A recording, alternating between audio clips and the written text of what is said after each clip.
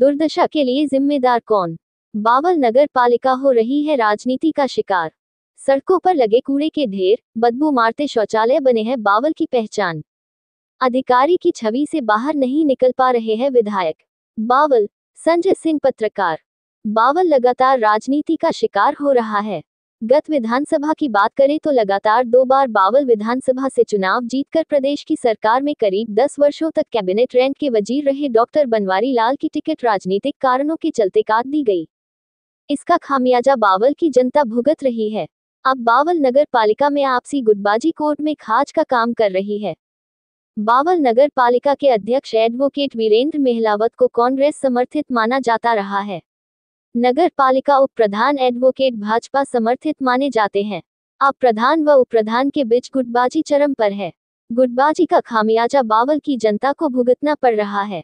नगर पालिका प्रधान एडवोकेट वीरेंद्र महिलावत कहते हैं कि गुटबाजी के चलते बावल में विकास नहीं हो पा रहा। इसी कारण बावल की जनता को मूलभूत सुविधाएं भी उपलब्ध नहीं हो पा रही। सड़क पर लगे हैं कूड़े के ढेर, दुर्गंध के कारण राहगीर का सांस लेना भी हुआ दूभर। बावल नगर पालिका में 51 सफाई कर्मचारी नियुक्त है। इसके अलावा रात को सफाई के लिए अलग से टेंडर जारी किया हुआ है। यही नहीं, शौचालय की सफाई के लिए अलग से ठेका दिया हुआ है। इतना खर्च करने के बावजूद सड़क पर बड़े बड़े कूड़े के ढेर लगे हैं। कई दिनों से पड़े कूड़े के ढेर में से दुर्गंध उठती है, जिससे दुकानदारों व राहगीरों को भारी परेशानियों का सामना करना पड़ रहा है। शौचालय ऐसे है कि आप आसपास भी ठहर नहीं सकते। शौचालयों को देखकर लगता है कि कई माह से शायद इसकी सफाई नहीं हुई है। शौचालय में प्रवेश करते ही शराब की खाली बोतलें, उठती दुर्गंध व लेटरिंग के बाहर पड़ा शौच आपको बावल की दुर्दशा खुद ही बयां कर देगी। स्वच्छता के नाम पर लाखों डिकारने के बावजूद जनता को सफाई उपलब्ध नहीं हो पा रही। शाम होते ही अंधेरे में डूब जाता है बावल। शाम होते ही बावल पूरी तरह से अंधेरे में डूब जाता है। आप गली मोहल्ले तो छोड़िए, बावल बाजार की स्ट्रीट लाइट शायद ही कभी जली हो। हालांकि सड़क की लाइट जली हो या ना जली हो, लेकिन मेंटेनेंस के नाम पर लाखों के बिल जरूर पास हो गए। बावल नगर पालिका में भ्रष्टाचार पूरी तरह से चरम पर है। जनप्रतिनिधि आपसी गुटबाजी में उलझे हुए हैं। खंभे पर लगाने के बाद से ही शोपीस बने हैं सीसीटीवी कैमरे।